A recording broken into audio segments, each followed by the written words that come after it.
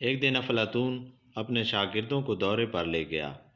وہ سب رنگ کے پہاڑوں میں اور میدانی علاقوں میں گھومے اور افلاطون سے فلسفہ سیکھا۔ وہ آرام کرنے اور کھانا کھانے کے لیے ایک جگہ پر بیٹھ گئے۔ ایک مچھر افلاطون کو کھانا کھاتے ہوئے تکلیف دے رہا تھا۔ وہ مسلسل کھانے پر بیٹھ جاتا تھا۔ افلاطون نے اپنا کچھ کھانا مچھر کے سامنے رکھا۔ مچھر نے اس میں سے تھوڑا سا چوسا۔ افلاطون نے اپنے شاگردوں کو مچھر پر نظر رکھنے کا کہا۔ افلاطون کے کہنے پر ایک شاگرد جس کے ہاتھ پر تھوڑا زخم تھا، اس نے اپنی ہتھیلی مچھر کے قریب کی۔ مچھر وہاں سے اٹھ کر اس کے زخم پر آ بیٹھا اور خون چوسنے لگا۔ اب افلاطون نے مچھر کے قریب ہی ایک بوسیدہ سیب رکھ دیا۔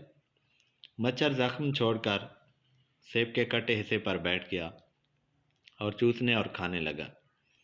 اسی جگہ ایک درخت کے تنے میں ایک مکڑی نے جالا باندھا ہوا تھا۔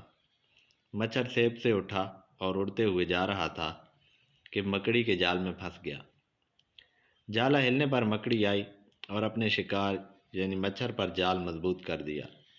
افلاطون نے اپنے شاگردوں سے کہا، دیکھو، مکڑی سب سے زیادہ کمزور اور صبر کرنے والا کیڑا ہے۔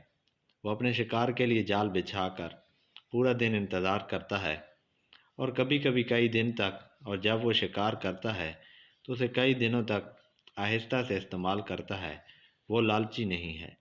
لیکن آپ نے مچھر کو دیکھا، یہ لالچی ہے اور اس کے پاس صبر نہیں ہے۔ لالچ اور صبر کی لڑائی میں ہمیشہ جیت صبر کی ہی ہوتی ہے۔ مزید ایسی ویڈیوز کے لیے چینل سبسکرائب کریں۔ شکریہ۔